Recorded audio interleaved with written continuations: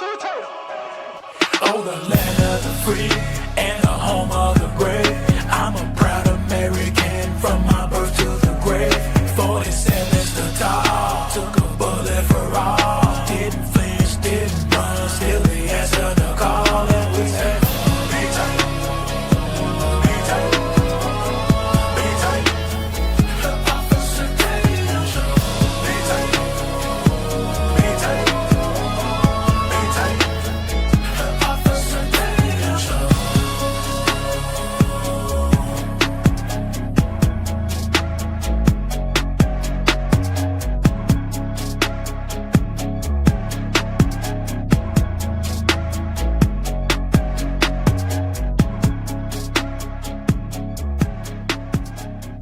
Ladies and gentlemen, ladies, welcome back to another Officer Tatum Show. Man, you know they going crazy over Joy Reid, the bald head milk dud, as I call her. They're going crazy that she is losing her job. Only if you're a socialist do you think that her keeping her job makes sense. If you're not bringing in money, then they can't keep your show. It's really that simple. But Joy Reid officially signs off today, and I'm going to play her little tribute and her signing off. And in Milk Dud fashion, she gets on there and says something crazy with her little sports jacket on. I don't know if she's gonna go for a run. Did she just run to the studio? But anyway, I want to play that, and then I want to play the absolute meltdowns of almost everybody on TV that are on the left about her losing her job because she's not bringing in money. What do you know? Roll the clip. Shout out to our amazing readers, our audience. I just love running into y'all in the airport, on these streets, and on social media. I could not love or appreciate you more. Thank you, thank you, thank you for holding us down. Almost 5 years, we are a toddler, and we out in these streets, in this world, and we are not going to stop. That is tonight's readout. You can follow me on Blue Sky, Instagram, Threads, and on Substack at substack.joy. It's at joyandread.substack.com. Also on TikTok and Facebook at Joy Reid Official. Inside with Jen Psaki starts now. Okay. I know Joy just ended her show by thanking her team, which is the most authentically Joy thing to do, I can tell you. And they are also a very incredible team. But I want to start this show tonight by thanking her. I want to thank her because she's done amazing work here. Hold on. She does tell stories no one. Ain't that funny? DEI, diversity, equity, and inclusion and delusion. They fired a black woman. They kept a white woman on there. I just want to put that out there. Out of all the firings that they did, they fired the black woman. They're going to keep the white woman on there. But in all honesty, they're going to bring like 3 other black idiots on there to take over her show. So it's a net negative for them anyway. But I just wanted to point that out. Black girl gone. This girl, her show got to be trash. I ain't never heard of this show before. I mean, I seen it once, but I don't think anybody's watching this. She was terrible as a press secretary, and she's probably terrible on the show. But leave it to the white woman to help the Negro. Roll the clip. She does that fearlessly on her show, but also for the person that she is. And even before I met Joy Reid, and I didn't meet her till I started working her, I felt like I kind of knew her. I don't know if you relate to this. I felt like she was kind of talking directly to me through the screen. I know many of you watching at home know exactly what I mean. And then when I got here, she became my office neighbor, literally 2 doors down. And she is the best office neighbor I could have asked for. I mean, she's somebody whose mind and her talent and her fierceness I admire so much, but she's also someone who I kind of just love running into in the hallway or chatting with on the set during specials, as my colleagues were just talking about anything, what's happening in the world, what's going on in her life, and I'm gonna miss all of that. And so thank you to Joy Reid. I just wanted to start there. I don't know if these people are soulless. Like I could detect that they have no soul. They seem like empty vessels. Am I tripping, y'all? Am I going too far? They seem like empty vessels, empty platitudes. These people just exist, and there's nothing behind the eyes. She literally gave a going away intro, a farewell statement at the beginning of her show, and it didn't seem authentic. It didn't seem like she really had any passion and connection to Joy Reid. It seemed like it's what I should do because they fired her. This is how they run their whole life. Like, this is how everything they do in politics. It's all fake to me. No passion, none of that. But I want to play Joy Reid compilation real quick, just to rub it in. Like that dog that pee on that carpet. For some of y'all who grew up in a community like I grew up in, you rub his face in it. Pop him on the butt a couple times, paint, rub his face in it. Don't you ever do it on the carpet again. That probably was dog abuse. It had to be. And if you grew up like I did, also the dogs used to live outside. I ain't never heard of a dog living in a house until I became an adult. And then I look back on it and I say, how did we have a dog living outside? Dogs shouldn't live. If they're your pet, they shouldn't be living outside. Shadow, she was a child. Shadow never came in the house. Only reason Shadow would come in the house if we had a tornado. And she would literally go from the backyard through the house into the garage. Shadow never had a chance to. And now, I don't know a person. Is that a black thing? Is that a southern thing? I don't know a person that don't have a dog in the house. My dog used to sleep in the bed with me every night. Phineas used to hair everywhere. I probably have residual hair in my lungs because he shed everywhere, but I didn't care. A girl wanted to go on a date with me. I had to rub the dog hair off first. That's how much I love Finny Pooh. He'd be my little Finny Pooh. He was a 100-pound dog, big old Mastiff Shepherd mix, but I used to call him Finny Pooh. All right, let's go to Joy Reid. I just want to play one more compilation. Is that the compilation? It's a 3-minute one. All right, we'll come back to the Joy Reid compilation. Let's go on to Rachel Maddow real quick, and then we'll come back to Joy Reid. Let's go to Rachel Maddow real quick, because she was in her feelings about what happened to Joy Reid, and there's no joy in Joy Reid. I don't know who named her that. Her mama, somebody should go to jail for naming her something, being disingenuous about the name. Roll the clip. So that's a big change. An even bigger programming change is at 7 p.m. Eastern, where Joy Reid's show, The Reid Out, ended tonight. And Joy is not taking a different job in the network. She is leaving the network altogether. And that is very, very, very hard to take. I am 51 years old. I have been gainfully employed since I was 12. And I have had so many different kinds of jobs, you wouldn't believe me if I told you. But in all of the jobs I have had, in all of the years I have been alive, there is no colleague for whom I have had more affection and more respect than Joy Reid. I love everything about her. I have learned so much from her. I have so much more to learn from her. I do not want to lose her as a colleague here at MSNBC. And personally, I think it is a bad mistake to let her walk out the door. It is not my call, and I understand that, but that's what I think. I will tell you, it is also unnerving to see that on a network where we've got two non-white hosts in primetime, both of our non-white hosts in primetime are losing their shows, as is Katie Fang on the weekend. And that feels worse than bad, no matter who replaces them. That feels indefensible, and I do not defend it. Hold on, time out. Is she trying to be the lesbian Tucker Carlson or what? Is she trying to be a lesbian Tucker Carlson? That's what she tried to do. I could have sworn she did a Tucker Carlson move. That's not trying to defend that, and that's not what I want. But she getting replaced by 3 black people. Well, 2 and a Mexican. So, I mean, is the virtue signaling gone too far?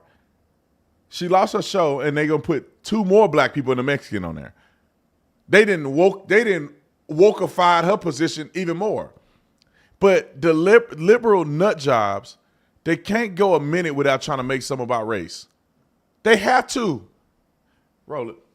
One other piece of it that you should know. From your side of the TV screen, you will mostly see changes in terms of who's in the anchor chair. And actually, everybody who's going to be in anchor chairs from here on out are great colleagues and great at what they do. And you are not going to be disappointed in who's on our air and what you're going to be seeing. But one thing you cannot necessarily see is that the people who get our shows on the air, they're really being put through the ringer. Dozens of producers and staffers, including some who are among the most experienced and most talented and most specialist producers in the building, are facing being laid off. They're being invited to reapply for new jobs. That has never happened at this scale in this way before when it comes to programming changes, presumably because it's not the right way to treat people, and it's inefficient, and it's unnecessary, and it kind of drops the bottom out of whether or not people feel like this is a good place to work, and so we don't generally do things that way. Maybe all of our folks, including most of the people who are getting this very show on the air right now, maybe they will all get new jobs here, and I hope they do, but in the meantime, being put in this kind of limbo, the anxiety and the discombobulation is off the charts at a time when this job already is extra stressful and difficult. It is not news for me to tell you that the press and freedom of the press are under attack in a way that is really, it's a big deal for our country. It's very visceral for us here. I know that the business of the press is not an easy thing, and I know that no job is forever. But I think I'm safe in saying for all of us anchors who you know through the TV, please know that what pains us the most is not what happens to us. It is what happens to our coworkers on whom we depend and who you don't necessarily know, but we respect and love them and depend on them. And did I mention we respect them? This is a difficult time in the news business, but it does not need to be this. I can't take it no more. I can't take it no more. Put an ugly face back on there. The disingenuous nature of these people are astronomically disappointing. They making $3 million, $4 million, $10 million a year. These people are making a lot of money. They gonna be just fine because they lost their little show. They don't care about the staff because I'd put my life on it that not one of those anchors take a little bit out of their budget to give an increase to these staffers. I could put my life on it that they don't do that. What these makeup artists, what these what they make is what they make. And they probably making like 17, well, they're in New York or something, so they probably making like $23 an hour. They barely can live. They hustling and bustling, working 80 hours a week just to get her ugly head on the show to make sure she's prepared. And she making $10 million a year or something crazy. And she ain't finna pay them she ain't finna get them no bonuses and that's up to the corporate job, right? But you care about them. I'm not saying she doing it. I just could almost bet if I was a betting man, I'm rolling the dice, she probably ain't doing none of that. Joy Reid ain't doing it either. I don't know why they sit up here and lie to y'all. I just want to point that out. I don't want them to get by with this. These people are disingenuous. The reason they lost their job is not because of DEI, it's not because of attack on the media, it's because nobody's watching that garbage. All right? Nobody's watching the garbage no more. Y'all didn't bash Trump for 400 years, and he got to the presidency, and now y'all look like clowns. And now what are you going to talk about? Him going to jail? Well, he didn't go to jail. What are y'all going to talk about? Donald Trump and these trials and these women making accusations. Well, it somehow it all went away.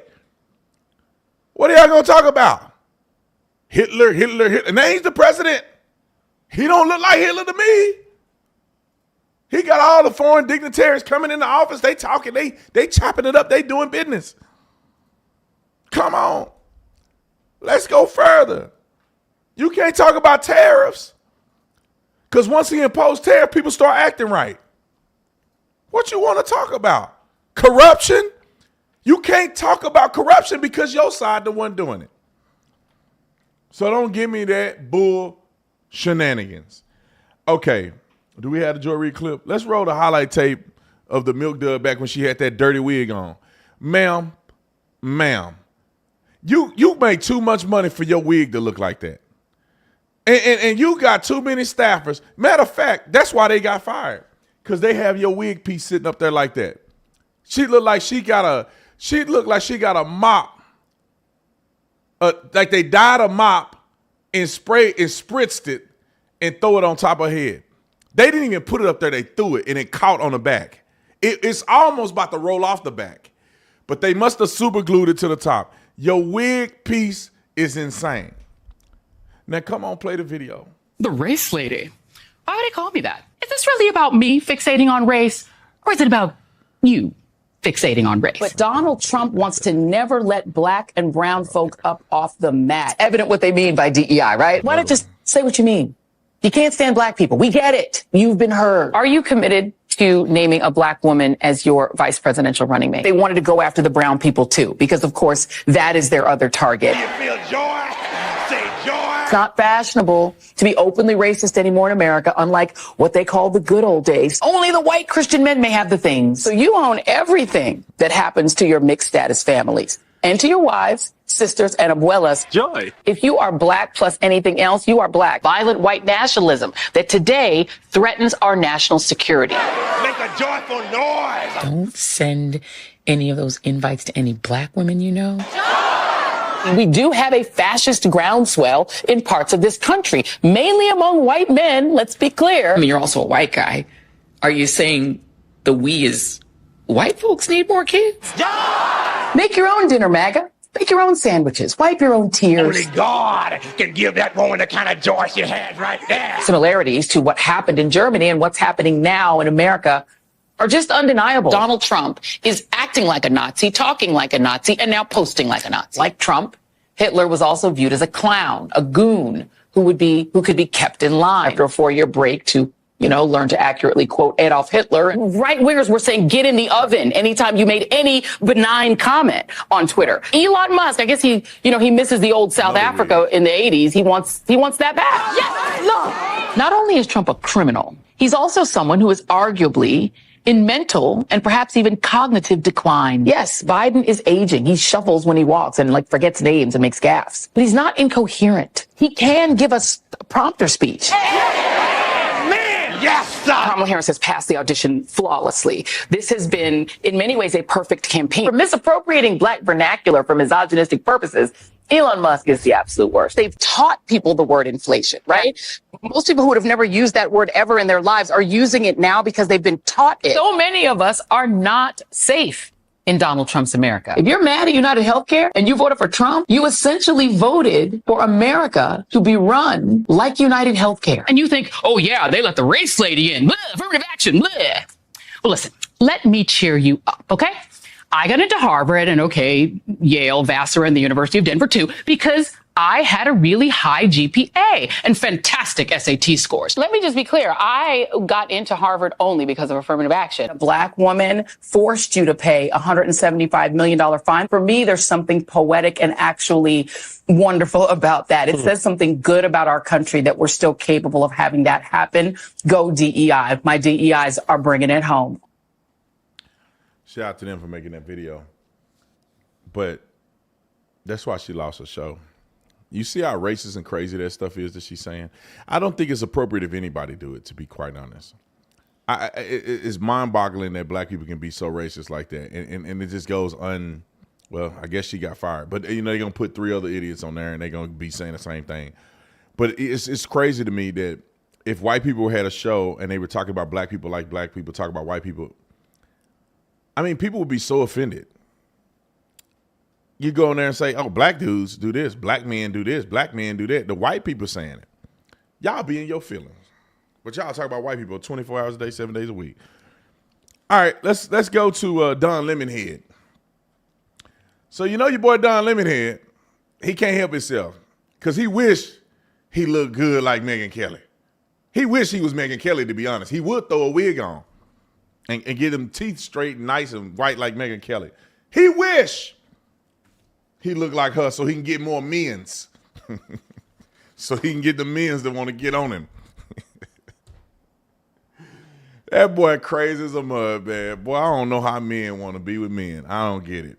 I mean, maybe they can't help it. I don't know. But, man, women look so good. I don't know how that man like that. But since he can't be her, he got to cuss her out. So Megyn Kelly made a statement about Joy Reid, which most of us have, because Joy Reid deserves every single critique she's getting. She was just absolutely rancid against MAGA Republicans and Republicans in general and white folks. Anybody other than the people of the melanin, she was talking crazy to, except if you're the melanin on my side. If you're a conservative melanated person, she all over you. But your boy Don Lemonhead, Don Lemon Juice, Don Lemon Lime. What else can I say? Don Lemon Scooter. No, they call limes. Never mind. Roll the clip. So let me just say to Megyn Kelly, in my 30-some years as a journalist and my 50-some years as a person of color, go f yourself. Okay?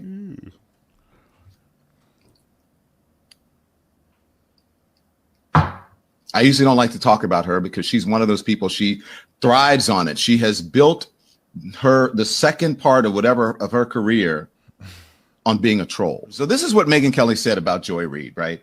And remember, Joy Reid is a woman, Megyn Kelly's a woman. She's supposed to be all about women and, you know, supports women. Okay, so this is what she said. Remember when Joy Reid laughingly mocked white women tears as pathetic and offensive to her? Who's crying now, Joy? Good riddance to the absolute worst person on television, and shame on NBC for letting it go on this long. And she has a, you know, she is an axe to grind when it comes to MSNBC. And also, she, this whole, she's racist, right? It's just, I'm going to give you the evidence. Come on, give me the evidence. Supposedly learned from it and then spent every day after apologizing for it and being fired for it, then spent every day proving the point that she is a racist. Hold on. And not very supportive of women. If you look. Don Lemon, somebody please sue Don Lemon. Can you sue him? Maybe his boyfriend can help pay for it. I don't know. Sue this man. Saying that Megyn Kelly's a racist. If I'm not mistaken, I think Megyn Kelly lost her job because she said that it was nothing wrong with somebody dressing up as a black character that they love. And people called it blackface. How in the world can a 3-year-old or a 10-year-old that love Michael Jordan not try to look like Michael Jordan? And people say that's blackface. Blackface, people don't understand what blackface is. Blackface isn't you impersonating somebody that you admire. It's not. It's making fun of, exaggerating the features of black people in a mockery. That's what blackface was, with the intent and structured choreographical presentation of the mockery of black people. A person wanting to be Michael Jackson, well, he turned white too. Maybe he wearing whiteface. They want to be Michael Jackson or some black person. They dress up like him. They want to look like him. They want to be like him. And the idiot with the man on his back, Don Lemon, thinks that that's racism. And I felt like Megyn Kelly, if I'm not mistaken, Megyn Kelly stood up and said that's wrong. There's nothing wrong with that. If somebody wants to, impersonate a black person that they love, it should be fine. And I think they fired her. But you know what? When they fired her, you know how much money they paid Megyn Kelly? Do y'all know how much money they paid Megyn Kelly? They paid her $30 million. I don't think Megyn Kelly cared that much. They fired her and they had to pay her $30 million or so. And now she's on YouTube probably making several $1 million now. I don't think Megyn Kelly was really that upset about it, to be honest. I hope somebody fired me and give me $30 million. I'm going to retire. Y'all ain't going to never hear from me again. No, I'm just playing. Ain't enough money. $30 billion? Maybe, yeah, I'm gone. Y'all ain't never see me again. I'm going to change my name and everything. No, I'm just playing. Anyway, let Don Lemon Juice, the man with the man on his back, roll the clip. All you have to do, the evidence is in her Google search and what she says about women, how she calls them out all the time. The worst person. No, Megyn Kelly,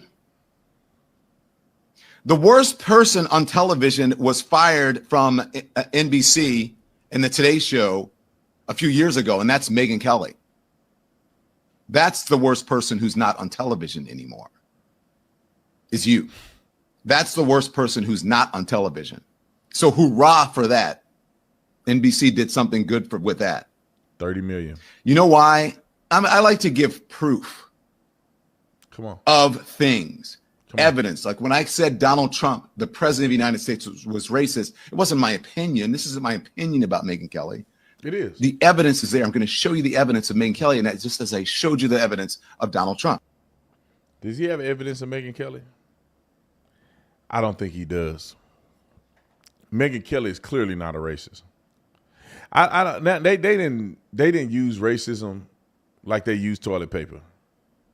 They just going to work every day. They just throwing it out there. Just every time they come up with something, it's racist, racist, racist. Megyn Kelly, I think Megyn Kelly followed me on social media. I've been on Megyn Kelly's show. If she's a racist, why would she have a black man on her show? What are y'all like? What is the definition of racism to these leftist nut jobs? What is the definition? That's like saying a man is gay, but he only date women. Well, maybe, just maybe, the man may not be gay if he don't date men, right? I mean, this is what y'all saying. A person is racist, but they love black people. How are they going to be racist against black people, but they put black people on, they interview them, they have tons of black friends, they love black people, they have black people on their show all the time, but they somehow are racist against black people? That don't go together. No, I think the better analogy is like Don Lemon, a man who claim he's straight, but he's sleeping with trannies and stuff. Then, bro, you ain't straight. If you claim you straight, but you sleep with men, you ain't, bro, that don't go together. You just throwing a straight word out there. And that's what they doing with this racism stuff. There's real people in America that are racist. They hate black people. Black people hate white people, hate Mexicans, hate natives, hate Indians, they hate because of somebody's race. Normally driven by stereotypical things or lived experiences in many cases, or somebody being raised a certain way. There's real people out here. Can y'all just save that word for them? There's people, which I think they're just doing I don't know if they real or not. There's a couple of Nazis on the bridge somewhere. I forget what story there was. Somebody's like, Brandon, you don't cover this? I'm like, this is the stupidest thing ever. 10 people with Nazi shirts on the side of the road. They ain't really gangster. They got a permit. So the police can protect them while they stand on the stand on the sidewalk and have Nazi flags on. I would drive by there and be like, oh, that's crazy. Oh, they got Nazi. It's too hot out here to be doing all that. Boy, ain't nobody paying attention to these people. But instead, people are all offended. Oh, the white man. Nazism is back and better than ever. What are y'all talking about, bro? Ain't no way 16 white people in a cornfield somewhere being stupid. That's what racism is to y'all fools.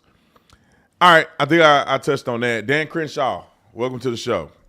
So Dan Crenshaw on a hot mic. Y'all should have got that meme my wife showed me earlier. They literally got a picture. The internet is undefeated. They literally got a picture of Tucker Carlson, because y'all going to see it at the end. They got a picture of Tucker Carlson. Can you get it on there? I'm not going to tell y'all. I'm just going to show you this. I should have showed y'all this before I said anything. My wife showed me this, and immediately I knew what they were talking about. But Dan Crenshaw, I don't know him. Never. I met him once. I thought he was nice when I met him. He was cool. He was chilling. We were at some shindig. We were at the bar.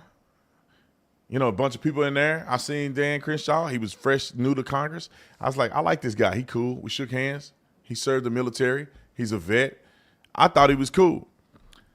But he has garnished himself a terrible reputation, which I don't know why, because I don't follow Dan Crenshaw much. So I don't really know why people hate him so much. But if I brought my wife on the live stream, she could tell you everything about why she don't like Dan Crenshaw. And I think that she's not alone. When I say she don't like him, she don't like the way he act. When I say she's not alone, I think majority of conservatives, MAGA Republicans, don't like Dan Crenshaw. And it's unfortunate because he's a veteran. I thought he was the man. But I guess his trading, he somehow know how to beat the market just like all the Democrats, and people are skeptical of him. So let's see if we can put this clip up just real quick. Oh, my God. This is what they said the interview is going to look like between him and Tucker Carlson.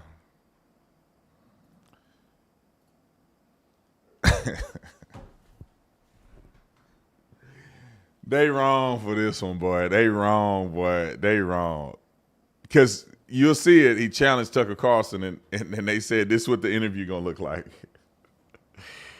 Woo! If some of y'all don't have a sense of humor, it's because he missing an eye. So I guess he see half screen according to them. All right, put Danny up there. Daniel Crenshaw. His name may not be Daniel Crenshaw. I call him Daniel. It's Dan. I don't know. It may be Dan, Daniel. Roll the clip. Have you ever met Tucker? We've talked a lot.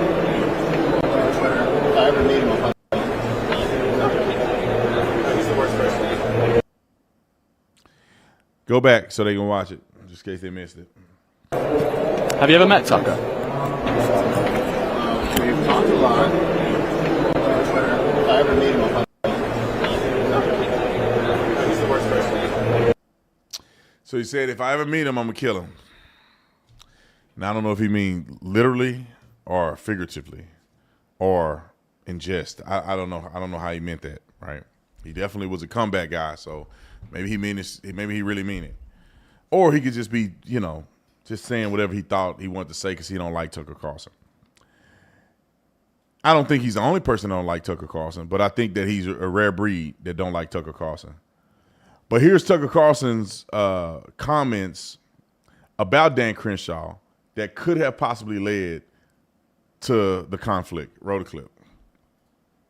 Why is it that Republican states tend to have the least sincere Republican? Like Dan Crenshaw, apparently still a member of Congress from the state of Texas, who is zero interest in the U.S. border. All his interest is in the Ukrainian border, the Gaza border. How does a guy like that get elected in a supposedly Republican state? So, I mean, Dan Crenshaw obviously is not emotionally prepared to lead anything, and he's out of control. And I think that he's a really volatile person. I hope he gets help. I mean that. And but he's also a pretty sinister person, I would say, whose priorities are not aligned with his party's voters, but also have kind of nothing to do with the United States. So right. I object. I mean, want to be honest. I feel sorry for Dan Crenshaw. I've had conflict with Dan Crenshaw. I felt like he was emotionally out of control, and so I feel sorry for him. But I also think it's not just him. It's a lot of the leadership of that party just doesn't put the United States first at all. And they all want to suck up to Trump and America first. Really, where's the money going? It's not going here. It's going to the countries whose lobbies control you. Right. That's the truth. The single most truly left-wing member of Congress I've ever met personally is a Republican from this area who has no interest in the United States whatsoever and does not even pretend. I'm not going to name names. Oh, I think that's right. Yeah, it's Dan Crenshaw, the most liberal, most left-wing person I've ever met in the Congress. I'm just being serious. I mean, structurally, how does that happen? Throw on some cowboy boots and you buy a shotgun and go out there and take a picture shooting at some pheasants, and you learn how to speak the lingo a little bit, watch a little bit of Tucker Carlson. Now you know what to say, how to deceive exactly, and you find yourself in a position of power, kneecapping people on the right time after time after time. Our controlled opposition problem is so bad, and that's why we always feel like we're playing tug-of-war with Whoopi Goldberg. It just doesn't feel like you can win. Wyoming is the most Republican state in the United States. They elected Liz Cheney, who just endorsed Kamala Harris time and time again. So that's a little bit of what Tucker Carlson has said about Dan Crenshaw, maybe in response to some of the things that Dan Crenshaw has done. And here's another response from Tucker Carlson on Twitter about what Dan Crenshaw said to him, that he's going to kill him when he see him. Why don't you come sit down for an interview and we'll see how you do. I'll send you my address at Dan Crenshaw. Now, let me just say this real quick. Keep it on the screen. Let me just say this real quick. I don't know why people say stuff they don't mean. To me, if Dan Crenshaw told me, when I see you, I'm going to kill you, I would take him seriously. And when I see Dan Crenshaw, I'm saying if this was posed to me. And when I see Dan Crenshaw, I'm going to be expecting a swing on him. That's all I'm saying. And the way he talk about Tucker, when he see Tucker, he must want to swing on him. That's the way I see it. If you don't see it that way and you don't believe that, why are you saying that about somebody? Hot mic or not. Y'all not going to ever catch me on a hot mic saying something I don't mean. I may say something I want you to hear because I don't want to hurt other people's feelings. That's the only thing I'm on a hot mic saying that I wouldn't want people to know, because I'm like, I didn't want that person to know that because I don't want to hurt their feelings. Or it's not enough context to what I just said there. You need to sit down and have a longer form conversation. But I'm not going to say something I don't mean. Right? I'm not going to get out there and say something I don't mean majority of the time, unless I change my opinion about it. Like I said something a long time ago, and I think something different in a more modern context, which I will be openly admitting to. But you ain't going to catch me saying, man, when I see Tucker, I'm going to pull up on him. And then in reality, I'm never going to do nothing. I don't even have I'm not even with it like that. That's the only thing I don't like about Dan Crenshaw. And also the leaked footage. Can we get back to the leaked footage real quick? You don't have to put it on the screen. I want to get our minds back to the leaked footage. I don't respect people leaking footage of stuff. Now, it could have been an accident. The show could have been presenting live, and they forgot to turn the mics off, right? You see they got up and walked out. More than likely it's pre-recorded. So more than likely somebody left that in there, and they want to put it out there to get a viral moment against Tucker Carlson and Dan Crenshaw. That's what I think. I could be wrong. I could be misled, but that's what I think happened, and I don't like it. I don't want nobody to ever do that. I had a guy secretly record me in 2018. And, of course, I'm not saying nothing I don't mean. So he's secretly recorded me live on Twitter. And everything I said I meant. The only thing that I didn't like is the guy was a coward and didn't tell me that's what he was doing. So I don't care that the stuff got out there that I said, because, of course, I didn't say anything I didn't mean. And it was just about the fact that he couldn't come to the event because he was anti-Semite. That's pretty much what it was. And I made mention, I said, look, man, there's people that donate to this organization that don't want you here. That's just what it is. It ain't got nothing to do with me. They said that you said something that was anti-Semitic, and they don't want you here. And so I'm coming to tell you you're not invited to the event. And that's pretty much what we said while he was on the phone. Mind you, I told him he wasn't invited, but he came anyway. So I went to his hotel room to tell him, look, bro, you can't be at this event. I'm putting it out there. And then he secretly recorded me, and like a coward, several years later, he called me to apologize to me, and then he got on live stream and started acting like he was gangster, and so I had to put him in his place. And I threatened him and everything, and I'm not proud of it. Young people don't do this. But I had to, the old me came out, and I had to let that boy know, don't make me get gangsta on you. I never do that again, but I meant every word I said. And to this day, I still mean it. But let me move on. Okay. Governor Gavin Newsom, $40 billion for LA wildfire recovery. The state of California is now paying $9.5 billion a year just for health care of illegal aliens. And just so you know, Karen Bass fired that woman who was the police chief. Can you believe it? Karen Bass fired that woman that's the police chief.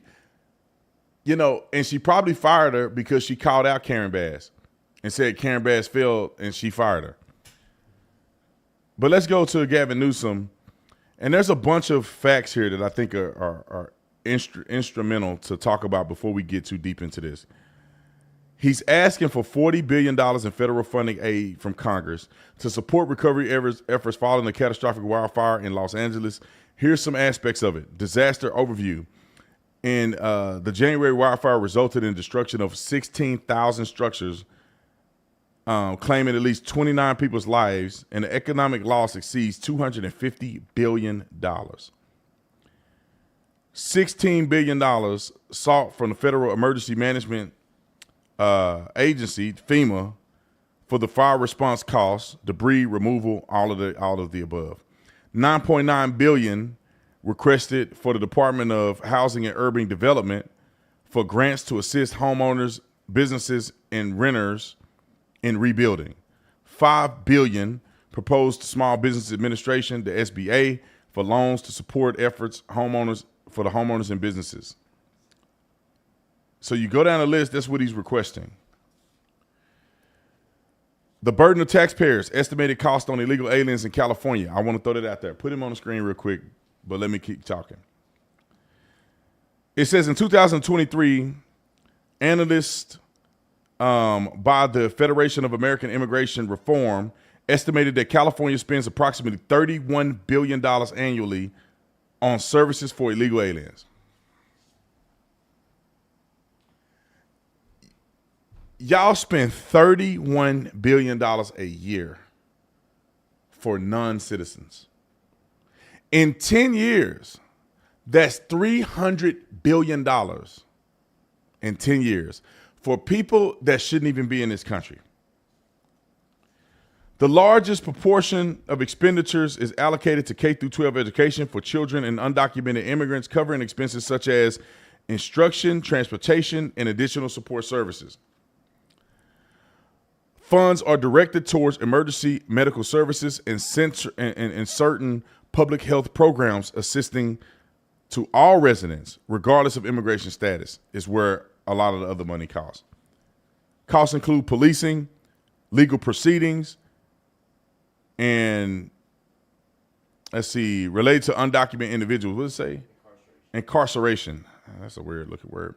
Incarceration related to undocumented immigrants. So this is the burden that they putting on the taxpayer in California. You paying 40, 50, 60% of your tax money messing around in California, and they giving out to illegal aliens. Let's roll this clip real quick. Now to our California wildfire coverage. Tonight, Governor Gavin Newsom asked the federal government for billions of dollars to help Los Angeles fire victims. In a letter to the White House, the governor asking for $39.6 billion in disaster aid. 2/3 of that money would be used for community and private property recovery. The governor is also asking for billions in business assistance, tax relief, and wildfire prevention. And in the letter, the governor says, in part from day one of being sworn in as the 47th president of the United States, President Trump and his administration have demonstrated a strong commitment to supporting Los Angeles recovery by fast-tracking debris clearance and helping to pilot this all-hands recovery, adding the same holds true for many members of Congress. We are eternally grateful. Now, obviously, the president of the United States is not able to prevent this from happening. I don't believe so. This has actually got to be an act from Congress. Now, Congress is weak, in my opinion, as a whole, so they're going to give him the aid that he's requesting. I don't think he should have any government aid if he's defying government law. If you're saying that your state is a sanctuary state, you have knowingly and intentionally harbored illegal aliens spending $31 billion a year. So when you blow all of your taxpayer dollars for illegal aliens, don't ask the federal government for sugar, honey, iced tea. Don't ask them for nothing. My federal tax dollars shouldn't go a single penny in the direction of California when y'all could have $30 billion a year in your budget if you weren't making yourself a sanctuary city, which is illegal, which is against federal law. Don't give them no money. I would plead with Congress, do not give them any money. If people don't have the help they need, then move out of California.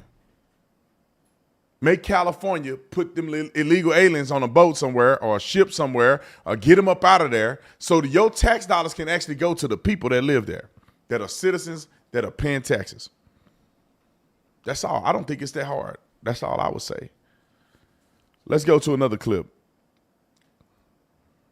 of the $9 billion spending. Roll it. Manriquez with the California Department of Finance. So in the current year, to cover undocumented individuals in Medi-Cal, we're spending $9.5 billion total funds. So it's not the $6 billion that people continue to talk about in the media. It's $9.5 billion. Was a Budget Act number. This is a revised number based on the governor's budget updated estimates. So of the $9.5 billion, $8.4 billion is general fund. Next clip about the $45 million. Roll it. Do you think it is appropriate to sign $50 million of spending to fight the Trump administration while also asking the federal government for $40 billion in fire relief aid? Well, I wouldn't frame the question as you framed it. The state of California, as you know, prepared many, many months ago for a new administration to protect and preserve our policies, our progress, and programs that the Trump administration is directly looking to deviate from. This is well-treaded territory. We were involved. I wasn't as governor. I served 2 years under the Trump administration, or with President Trump. Governor Brown served 2 years with President Trump. Over that 4-year period, there were 122 lawsuits. So there was some expectation that many similar efforts from the original Trump term would be replicated in his second term. And the whole point of putting $25 million up to the Department of Justice, our State Department of Justice, was to prepare for that. High-speed rail, perfect example.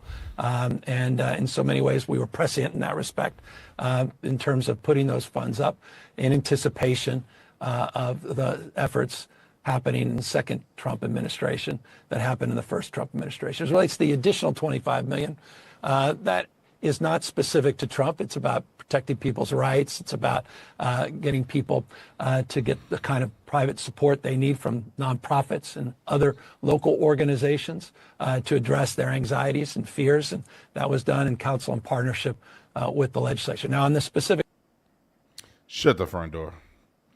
So y'all know he a fraud. That's all I got to say. I don't need to talk too much more about Gavin Newsom's tongue, but he's a fraud. I don't know how these people survive, man, to be honest. California, y'all should be ashamed of yourself if you vote for Gavin Newsom. This man takes your money, gives it to illegals, beg the government for money while suing the government. I mean, you can't make this stuff up. You can't make this stuff up. All righty. Let's see. Last one of the day. I want to talk about the View. Only reason I'm talking about the View because it has something to do with Jesus. It has something to do with Christianity. And y'all don't play with Jesus. That's all I say. You can play with anything else you want to play with. You can play on the swing. You can play with drugs. You can play with your girlfriend. You can do whatever you want. Don't play with Jesus. Don't play. You can play video games. Right, Trent? You play video games? You can play video games. You could be a gamer. You can, I don't know, you can gamble. You can play with everything else. Don't play with the Lord. That's all I'm saying. Don't play with Jesus. Let me drink a little bit of water, and then we're going to go in. Roll it. Award season always gets a little political, but last night's Screen Actors Guild Awards, when actress and longtime activist Jane Fonda accepted her Lifetime Achievement Award, she had something to say. Take a look. What we create is empathy. Make no mistake, empathy is not weak or woke. And by the way, woke just means you give a damn about other people. Even if they're of a different political persuasion, we need to call upon our empathy and not judge, but listen from our hearts and welcome them into our tent. Because we are going to need a big tent to resist successfully what's coming at us.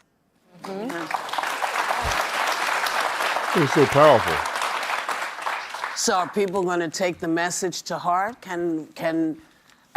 These are two different questions, neither which I really want to ask. But what do you want to know?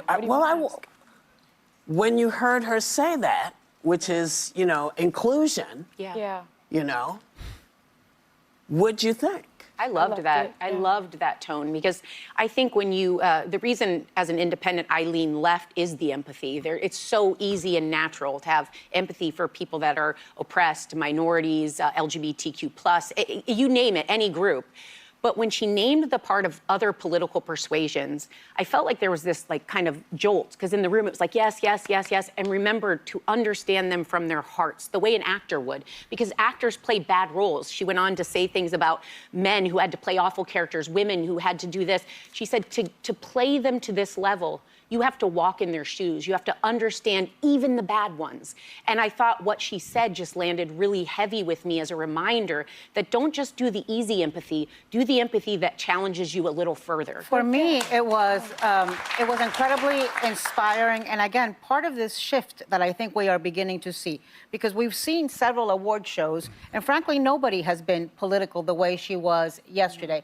And it also gave me inspiration because, there's a lot of people that are older that have marched, that have protested in the past, that are now saying, you know, we're tired. It's time that the young people do it. And Jane Fonda just reminded us that you are never too old, that you are never too successful. This is a woman who has been protesting and standing up for her beliefs. Sometimes I've disagreed with her, and it has cost her at times, had great cost at her career. And you do not give up on America. You don't turn your back on America. When America needs us to stand up, speak up, and show up, we have to continue doing it. I thought about the conversations you and I have had, Whoopi, so many times about Here the we go. co-opting of the word woke. And the fact that the right somehow has made it a dirty word. To be woke is a word that came out of the African American community, and it was about acknowledging social justice inequities, acknowledging people suffering. It is not a bad thing to care about other people, to care about the sufferings of others, and to act upon it. And so Whoopi will often tell me, well, I've never been asleep. And that's how I feel. My parents, you know, they grew up in the civil rights movement. I grew up in the late 60s, 70s. I was always a part of it. And so I've never been asleep. And so it angers me when people are like, this woke stuff, it's got to go. That's telling me that you don't care about my lived experience. You don't care about the oppression of the LGBTQ community. You don't care about the oppression of the disabled. You don't care about the oppression of immigrants. You don't care about your fellow neighbor. And that is ungodly. That is not Christian. Well, yeah, but you know what the most ironic thing is? They don't care about it, and they don't care about it while wearing big fat crosses around their necks. Yes. Well, You know what? I think we always have to remember that all things that make people uncomfortable would be called woke. Yeah. Everything. There have not been changes made in this country that were made without people being woke. We had to wake up and see that there's nothing wrong with who you want to love as long as you keep me in mind when I say, this is who I love. All of these things were challenged by people who said, oh, maybe they didn't say you're too woke, but they used whatever the hip word of the time was. This has always been, it will always be. This is what change does. It makes people uncomfortable. It scares people, makes people think that they are losing their place. You're not losing your place. No. What your place is telling you is that they're... I can't listen to him no more. I can only stomach it just a little bit at a time. Woke has nothing to do with social justice. Woke is when you go too goddamn far. That's when you want kids taking puberty blockers. That's when the man with his weenie hanging out in the locker room with girls, and y'all think that's totally fine. They beating the brakes off these women in sports, and you think that's totally fine. They grunting and dunking on women, breaking records, 300-pound records, and y'all, that's totally fine. That's woke. That's woke. When everything somebody do is racism, that's woke. That's not empathy. That's called weaponized empathy. When you're weaponizing empathy, you're saying, oh, illegal aliens, they deserve a chance. No. The people who came here right deserve a chance. What you're doing is you're gaslighting us. If you came to America illegally, you knew what you were getting into when you came here. What about the people who came here the right way? We are protecting them. We care about their rights. We care about their sacrifices. Now, there are people that come here illegally that just want a better life. But to the expense or the detriment of who? We care about America. That's why we don't want people taking advantage of America. That's why we don't want people taking opportunities from Americans. That y'all claim y'all care, but y'all really don't care. We don't want people coming over here illegally. It comes with trafficking. It comes with all kind of stuff. Drugs, the growth and development and funding of the cartel, people dying in the middle of the desert getting over here. It comes with a lot of crap too. That's why we don't want MS-13 and gang members and people getting hurt trying to come over here illegally. Y'all don't care about that. That's why y'all woke. We don't want children getting irreversible surgeries and then they grow up and confused and they want to change and they grow out of it. Y'all not even doing no research. Other countries have already banned underage kids getting puberty blockers. But you don't care about the real mental health of young people. You don't care. You just want to use that to your benefit to say, look, I'm virtue signaling. Look, I'm woke. Look, I'm aware. I'm in tune. And kids are dying every day. Suicide rates are going up after they transition. And y'all cool with that.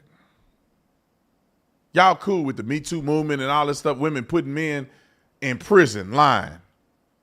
Y'all cool with that, though. Y'all cool with the unaliving of the unborn. It's her body, her choice. But what about the man's choice? Oh, they don't count. Oh, okay. And then when she had a baby, he in the child support office. Oh, he a deadbeat. Well, I thought it was her choice. Why he got anything to do with it? Y'all just using it as a way to bash people. And I think Republicans love people more than Democrats do.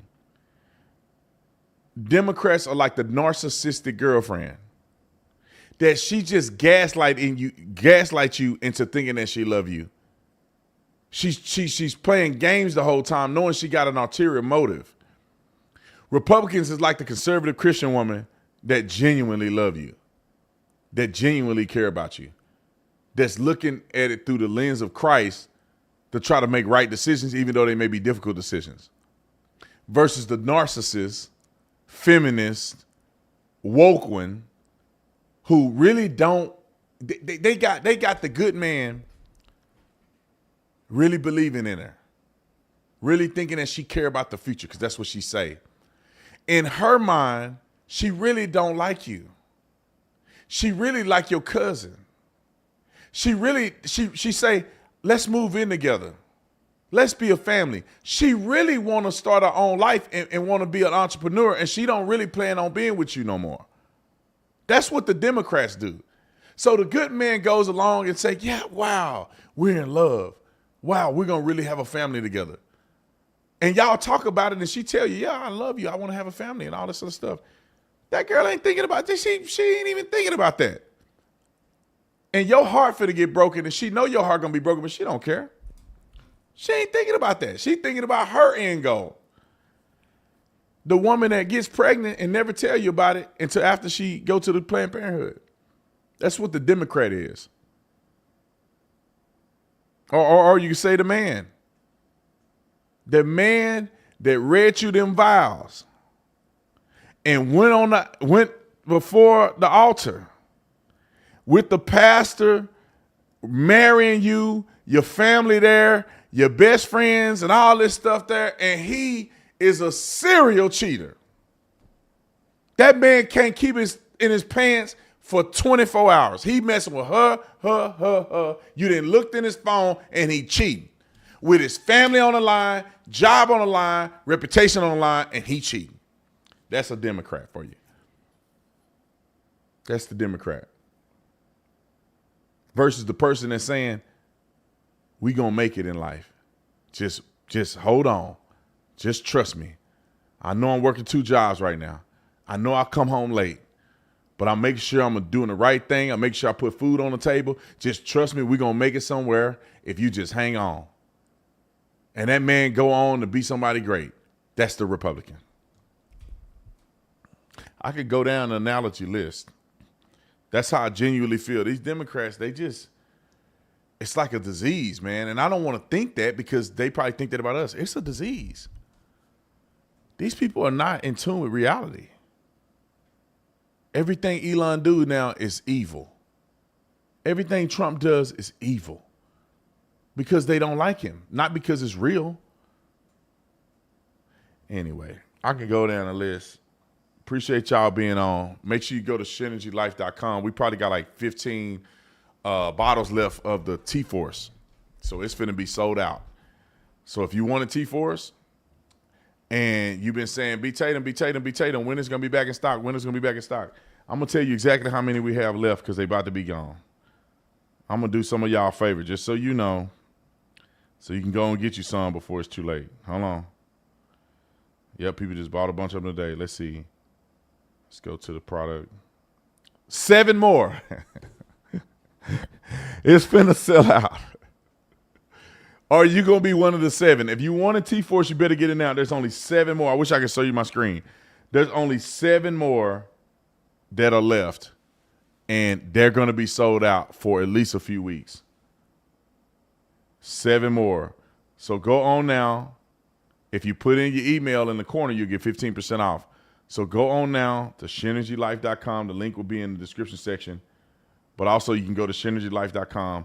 Order you T-Force. It's a 60-day supply. Take it, watch it work, and then I'm guaranteeing you're going to order some more. And if you don't get the results after you've done all you can do, I'll give your money back. It ain't about money to me. It's about you living the best life you can, having real, genuine, clean nutrition. So take it. Make sure you work out. Make sure you're drinking water, eating healthy, and you're going to see the maximum results because any of you guys that have seen me can probably see on camera that I'm literally getting yoked on camera. Like, y'all see this in real time. And it's because I take a supplement that I created. Well, I didn't say I created. I'm not a pharmacist. I mean, I'm not a formulator. But I went and got the ingredients that I knew would work, put it into a supplement, and then we have the supplement available. Just like everything I do on Shenergy. Let's go to the other one, the other supplement. I'm going to scroll to it. This was formulated from scratch. The Shenergy Day and Night formulated from scratch. In literally 2 years of formulating the best possible energy drink that I could without artificial sweeteners, without artificial flavoring, all of those things. And that was clean. It took us forever to figure out how do we balance nootropics with caffeine that don't give you a crash, but makes you sustainable where you can have mental focus, but you don't get the jitters. You can drink more than one without having a heart attack. The development process from our formulator was intense, and it took years, and it took iterations. It took multiple formulators at first, because we had a few different ones, and we had to switch them. Because one guy, he came up with a brilliant idea, but he wasn't reliable. And that led to the night drink. I could tell y'all a whole story about this. I'm going to tell y'all a story about this real quick, just for the people that care. If you don't care, just jump off. This wasn't no Brandon Tatum went and private labeled this stuff. This is legitimately sample after test after round of putting this supplement with this supplement. We didn't have a night drink. We had a day drink. And we worked with a mad scientist from California. The dude, I say the dude was smart. He thought it would be an incredible idea to put melatonin in an energy drink. He felt that he can add enough caffeine to overcome the effects of melatonin, which will give you the effects of melatonin, but you won't go to sleep. He was wrong. I tried it on the air, and my business partner tried it in a meeting. I fell asleep on the radio show. I was asleep while I was live on the radio. And my business partner was doing a presentation, and he's the person that switched the slides. He fell asleep on the presentation. It was supposed to be an energy drink. So we came up with the idea that, wait a minute. Maybe the guy ain't just completely ridiculous. I won't say the other word. I said, just maybe, can we create a supplement that they can have? We can have the nootropics. We can have all the vitamins and stuff that you need while you're asleep. So therefore, the magnesium and a little bit of melatonin will cause you to go to sleep. But then you get recovery and all of that stuff while you sleep, get a good deep night's sleep, and then you wake up with energy. Voila! We made Shenergy. And that's kind of how the story went. And so now we have the sleep product that it literally helps you fall asleep, and it tastes amazing. And I told them, I'm not doing it if it don't blow my mind the way it tastes, because there's no way we can compete. If people don't drink this and they go, oh my God, that tastes crazy good, then we say, look, we're not even gonna sell it, because I can't afford to do all this just for the product to be just a one-off.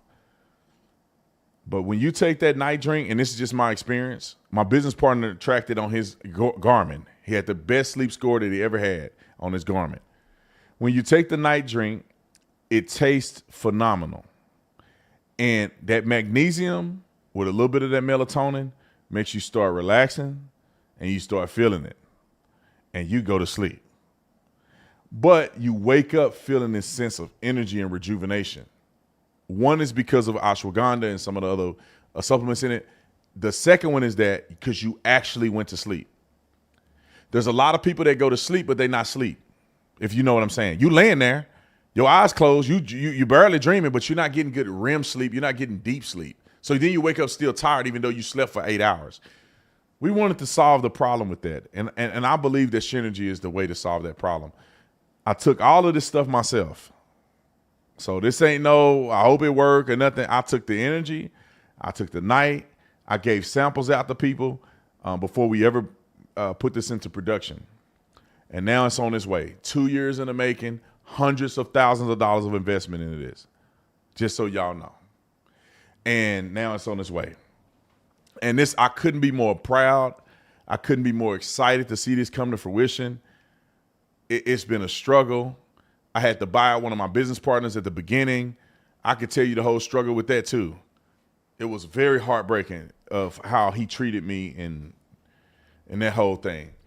But we came out on top. I didn't give up. I didn't quit. And I can't see the thing no more. I didn't give up. I didn't quit.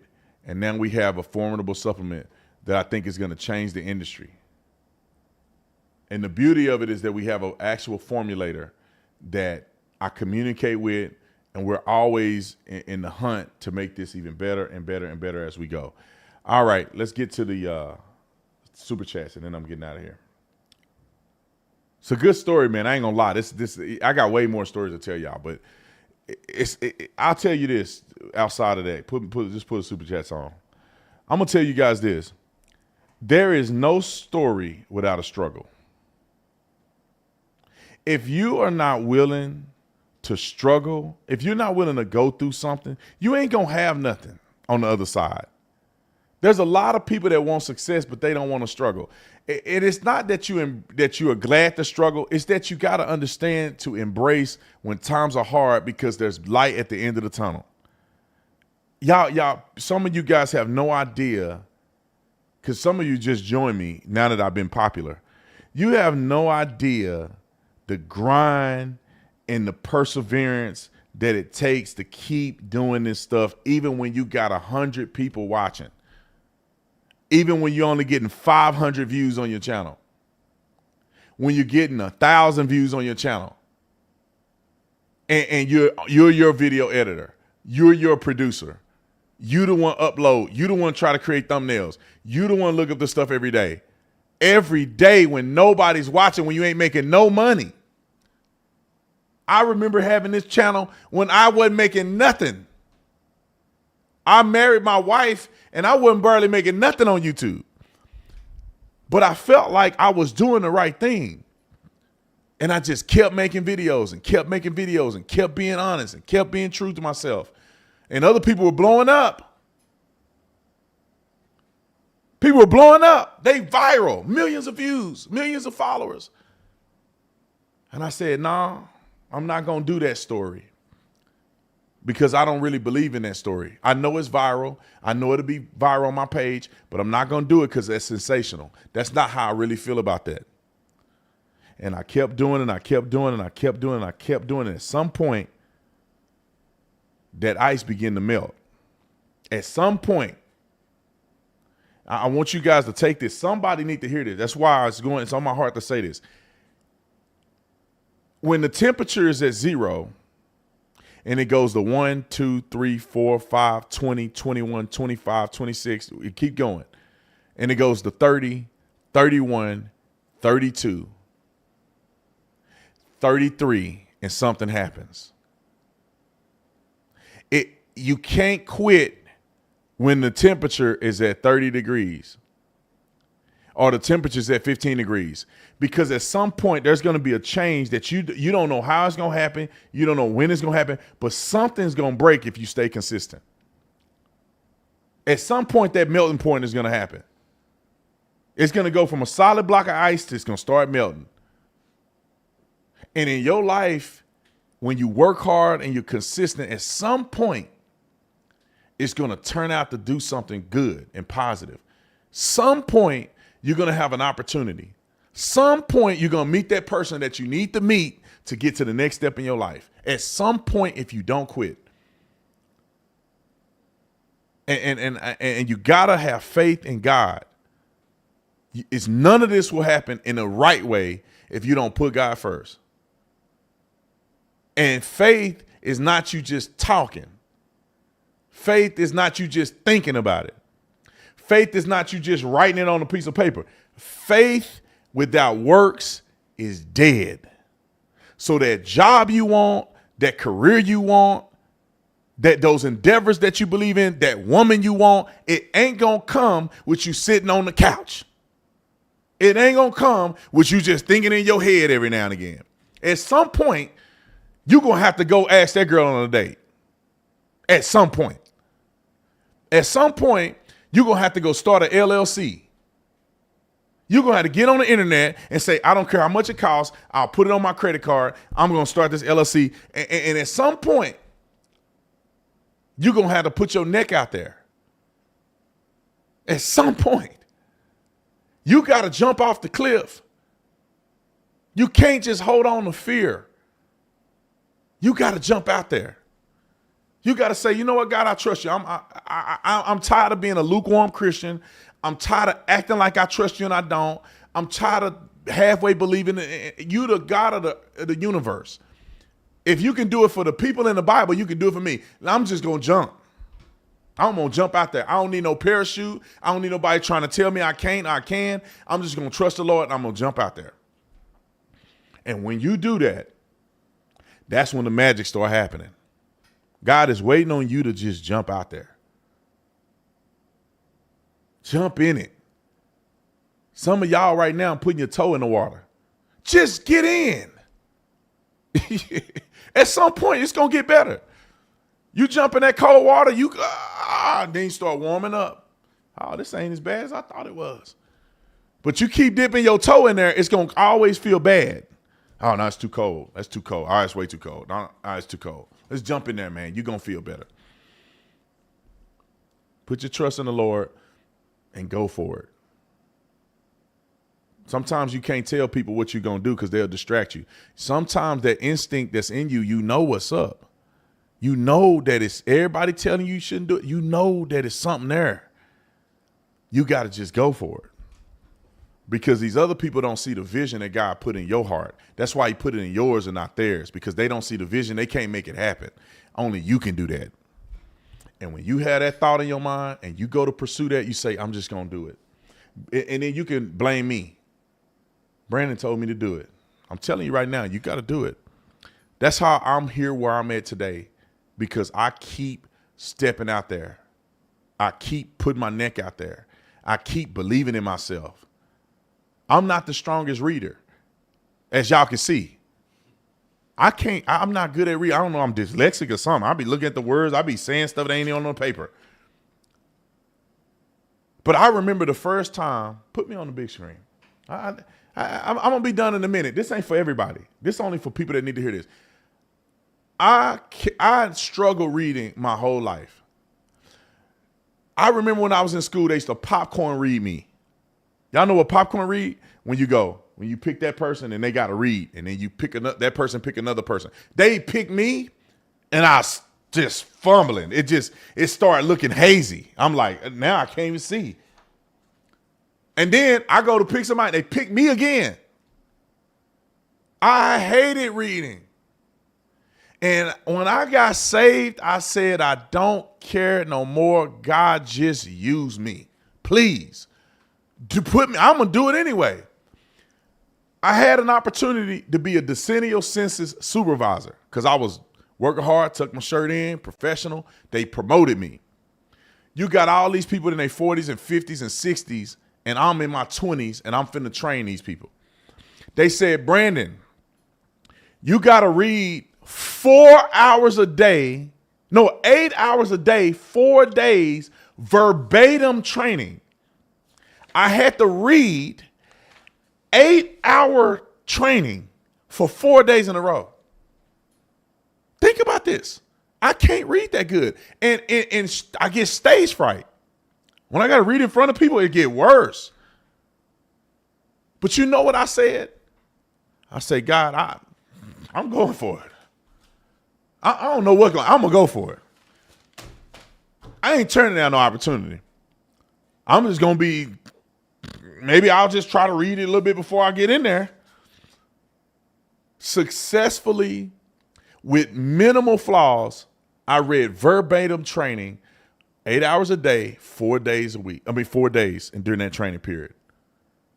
And I finished, completed. I trained the class of people, and they all graduated. And I'm 22 years old, 21 years old. All these people 30 and 40 and 50.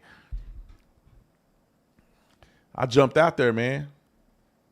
When I first got saved, pastor asked everybody in the church, who want to do a presentation on Halloween? Why we shouldn't celebrate Halloween at the church. Can you believe this is I just got saved. I'm only been there for like 2 or 3 days after I got saved. Nobody raised their hand. I just put my hand up.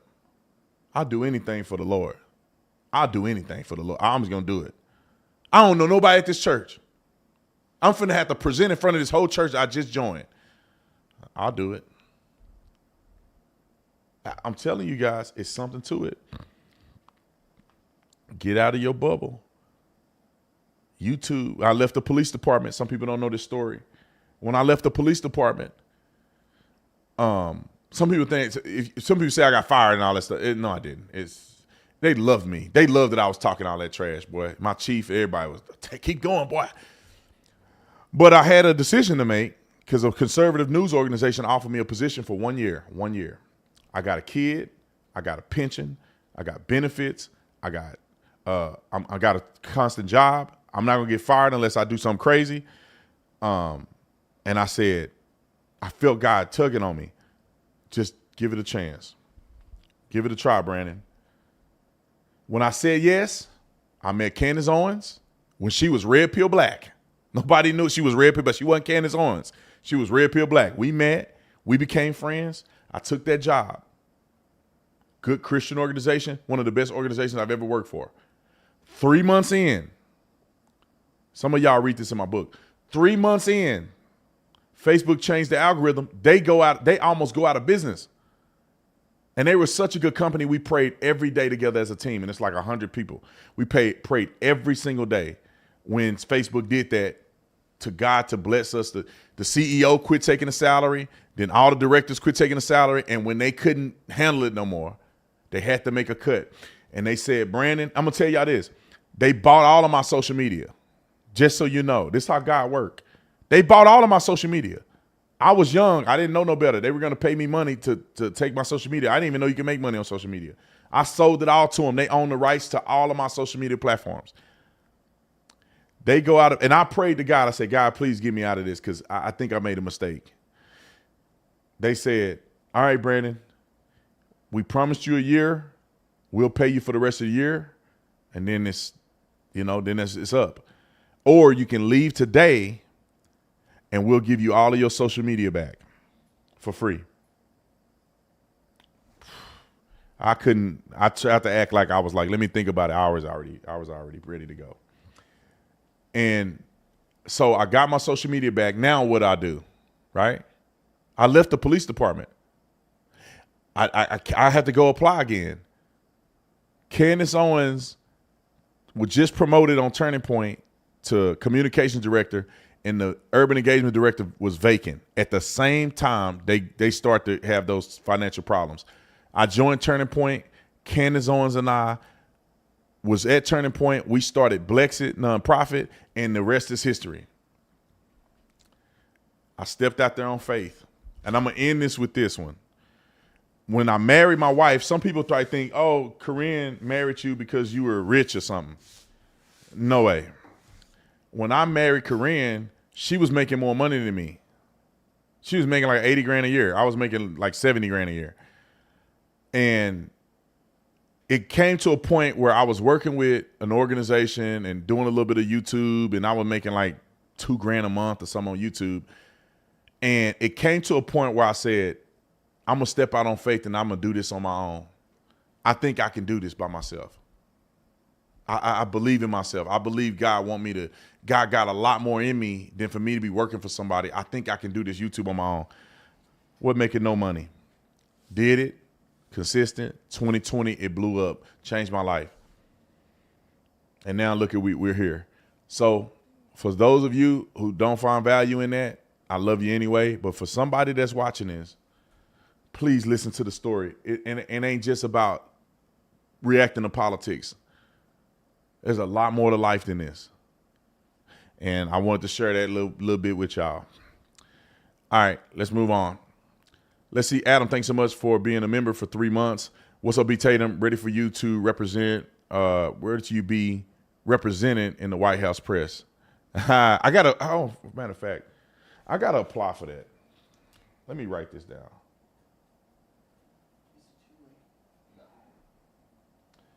Press. This may be a job application for somebody too. I don't know if one of y'all want to go down to the White House. But if we get a press pass, I'm going to hire somebody. But you got to be smart. You got to be articulate. You got to be hardworking. I'm going to hire somebody to represent Officer Tatum at the White House in D.C.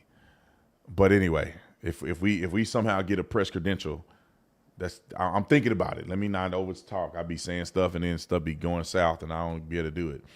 But I'm definitely going to do that. Okay. Thank you for that. Andre Smith, I'm so glad you got rid of her. I'm wondering how the blank Whoopi and her crew of cancers haven't gotten the boot yet. I said you got rid of her, right? They got rid of her. I'm sorry. How are they still on the air with their one-sided cancerous opinions? I know it's that many dumb people out here, just so y'all know. I think it's that many people that are completely stuck on stupid, that these people can keep a job. After listening to The View, one episode, they say stuff that's completely a lie that's easily debunkable. That should make you be like, oh, wait a minute. They really are all in on this, and it was a complete lie. What else are they lying about? Then they lie every episode, and they gaslight people, and they got one opinion. It's like, how do they have ratings? They probably don't. Walt, thanks so much for joining the Tatum squad. Let's see. The Saviors is 007. Been a member for 3 months. Appreciate you. What's up, everybody? Or everyone is what you say. Anthony, thanks so much for the super chat. Officer Tatum, you are a new creation. You have put your past life behind you, but could you please throw up Eastwood again? Saw it on a live stream last week. So funny. Some of y'all may not know, man. I used to be weird, man. When I say weird, I grew up in a certain lifestyle, man, and I thought I was supposed to be a gangster. You know what I'm saying? So some of y'all don't know what this is, but this supposed to be the hood I represented when I was in high school. Am I this way? This was my hood. Eastwood, Texas. I represent Eastwood, you know what I mean? So come on, put it on the big screen so y'all can see it. So when y'all see this tattoo, this when I was silly. I put my hood on my forearm. And my grandma lived in Eastwood. I mean, we stayed with her for like a year so we can go to play football at this school because we didn't have open enrollment back when I was in school. So, you know, I thought I was a little gangster. I got Young Savage on my stomach. When I get my six-pack right, I'm going to show y'all. Six-pack is a keg right now. But, yeah, I used to live that life, so I wanted to live all that. That's why I could tell young people, don't do it. Look at Nick over here. Joy Reid is now Black History. He had to do it. He had to do it. That's so funny. Let's see, Mary Prescott. Let's see, BT. I can't express how much your honesty means to most of us. As a white woman, I can't stand unjoyful Reid due to her blatant racism towards all white people without merit. Why does Peppermint Patty accept this? Who you talking about? Redhead one? Yeah, no, I agree with you. I mean, that's why I speak. That's why I say the stuff I say. And some black people give me hell over this. You always pandering to the white man. It's like, no, I'm just telling the truth, man. I'm just saying stuff that people can't say, and I see what they see. I see how silly black people are sometimes, and black people see it. But black people think that we only supposed to talk about it to black people. It's like, man, I don't know who I'm talking to. That's all kind of people watching me, man. I'm just saying what the truth is, and if people want to watch it, they gonna watch it. Ain't no way in the world I'm thinking like, let me tell the white people about black people. It's all kind of people. Matter of fact, I have no idea who watching this stuff. It's what, 2,900 people watching this. I have no idea who watching this. Except if you comment, then I know you watching it, but I wouldn't pander to no white people or nothing. Man, I'm just telling the truth. And people that agree with the truth, they follow me. Joy calling herself a woman of God. No, you're not. A woman that fears the Lord doesn't lie, doesn't discriminate others. No one is perfect. However, a woman of God strives to live humbly, gracious, etc. Amen and amen. Somebody passed the offering plate. Quentin, thanks so much for the super chat. Jason, thanks so much for the super chat. Just got my Doge merch. I'm obsessed. Yeah, y'all get some of the Doge merch, man. Them hats is so comfortable. Them Doge hats we do, they so comfortable. I like want to wear it every day, but like I freaking smoked a cigar in one of my hats and it smelled like a freaking ashtray. And so I have to try to get another one. Anyway, did that just pop up and say new member? That popped up why this is right here. I guess Mike joined as a new member. ABC's The View needs to be canceled. All of them are not on God's side. 1,000%, bro. What? These women ignorant as all outdoors. Also remember that God's timing is always right, even when yours isn't. 1,000%. Is there one more? Yeah, I want y'all to know that God got this. Just even when it ain't working out for you, man, he got it. He know what it is.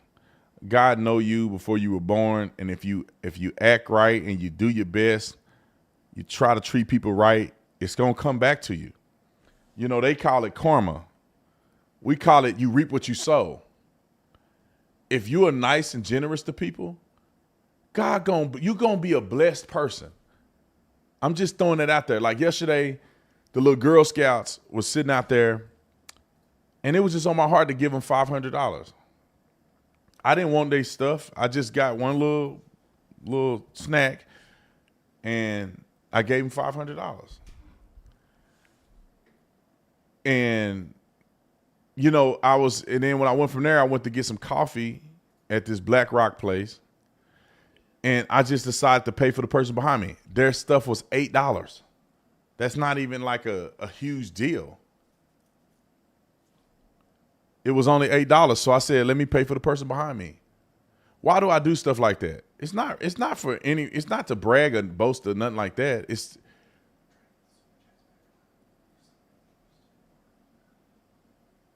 To be honest, it's because I just want to be a blessing to somebody. And I think that when you're a blessing to somebody, God continues to bless you. If you are not a blessing, I don't think you're going to be that blessed. God can't trust you. God can't trust you with a lot if you can't do nothing with a little bit. So be kind to people, be loving to people, be generous to people, genuinely care about people, and God will bless you. But be genuine. Find it in your heart to look at somebody that you don't know and say, yeah, that person means something. That person is somebody too. I don't know them, but that person is somebody, and I'm going to treat them with respect. You see a person cleaning toilets. That's somebody, And that person deserves the same amount of respect as the person that run the company. And you treat people like that, especially face-to-face interactions. Yeah, we get jiggy on here. We talk crazy sometimes. But when you see somebody face-to-face interactions, treat people kind, man, and people going to be treating you kind. Give back, even if it's a little bit. I told God, if you give me enough money, I'm going to give a lot. And he give me enough, and I give a lot. But if you ain't got a lot, just give a little bit. Paying for somebody coffee is like $12 or something. You know, even you can go into the Starbucks or somewhere and give them a 20 and say, can you pay for every cop that come in here up to $20? Somebody used to do that for us when we were cops. I thought it warmed my heart to know people did stuff like that. What? Oh, I got a couple more super chats. Sorry, I'm sitting there eating. This stuff is pretty good. They're not a sponsor of mine. But this Lineage stuff is pretty good. It's expensive, though. I'm going to try to get them to sponsor me. It's pretty good. It's beef, liver, and heart. So it's like a carnivore thing. I ate the whole pack right now. I should be ashamed of myself. I would love to hear your full testimony one day. One day, I'm going to sit down and do it. I wrote a book. The book is 10% of my testimony. Joey, thanks so much for the super chat. Cynthia, thanks so much for the super chat. My son Angel turns 3 months today. Oh, awesome. Angel, happy birthday. 3 months. I know it's hard right now, Cynthia. I don't envy you, boy. I remember when my boy was 3 months, boy. I didn't sleep ever. Then he had a stomach thing. We should have been giving him goat milk instead of regular milk. My wife couldn't, he wasn't latching, so we had to get formula. And man, he was clogged up. We used to have to pull boo-boo out his butt. We had to pull it out. It was hard, like a rock. He was screaming and oh my God. Now he's the cutest little thing ever walking. He bad. He crazy sometimes, but when he want to be sweet, boy, Bo is the sweetest little thing ever. I love you, Dad. Oh, I just can't. Take all my money. What do you want from me? I'll flip the world upside down for you when my son go, I love you, Dad. Anyway, I think that's it. We read them all, right? Oh, the Clays should never, ever question the potter. Oh, 100%. There's a song. I'm not going to play it because it's just a lot to play. But I want to tell y'all what this song is because it's like a praise and worship thing. Hold on, let me see. Not that one. Let's see. Let me see. I got to find that gospel song. Y'all, bear with me. We about to be out of here. I'm going to find that song for y'all. Is it on playlist? Oh, yeah, it's playlist. It's on Worship Experience. What is that song? I think it's after Yahweh. Let me see.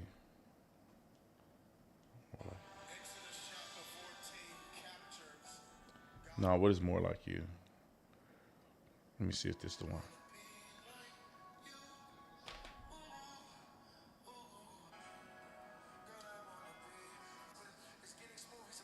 There you go.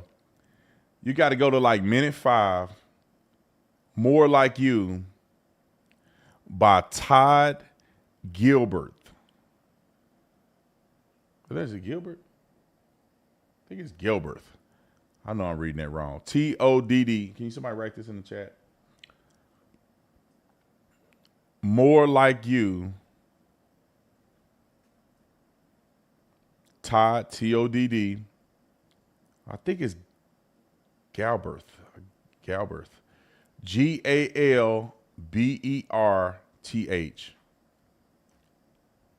I want to sound Gilbert, but it's Galberth or something like that. More Like You. If you go to minute 5, he has this testimony on how he's doing. He went to the potter's place or whatever to do clay, and he has this testimony of how the potter is describing, how to perform this maneuver of the clay and when the clay is done. And when you listen to it, you're going to cry. If you don't cry, I don't know, you ain't got a soul. But it's really clever how he articulated the potter and clay to how God is molding you. And it's a whole bunch of stuff he say. I'm like, how did he get a story that perfect? Not he made it up, but it was good.